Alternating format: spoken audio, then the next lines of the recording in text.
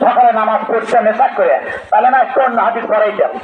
এটাই থাকলো আগামীকাল আগে আমল হবে, তারপরে হাদিস মোতালা হাদিসের দর্শন আমি চলে নেবো।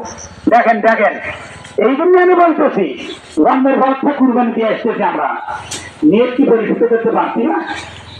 অহংকার মুক্ত নেক আমাদের কি আমি আপনার উত্তর পাচ্ছি?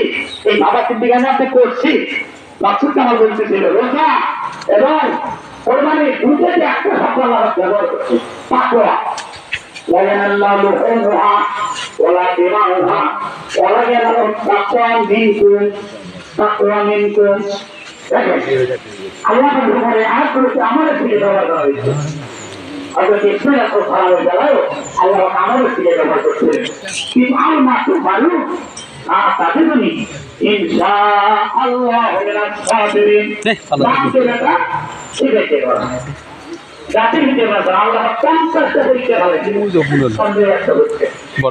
ইমানদার মুসলিমদের আমাদের আপনাদের পরীক্ষা, ইমানদারের পরীক্ষা হয়, এই মানে পরীক্ষা নাই। জুতা খোলা না ওর মধ্যে সব কোন শত্রু নাই, কোন সমস্যা নাই।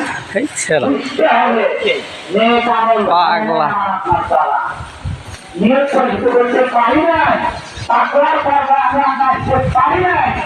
এখন যাকে তাকওয়ার পর্দা দিল না আপনার দেশ হবে আপনার ফাঁকি দিব।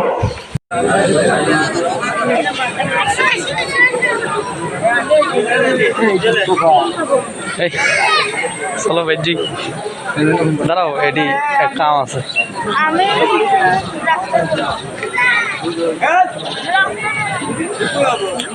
ভালো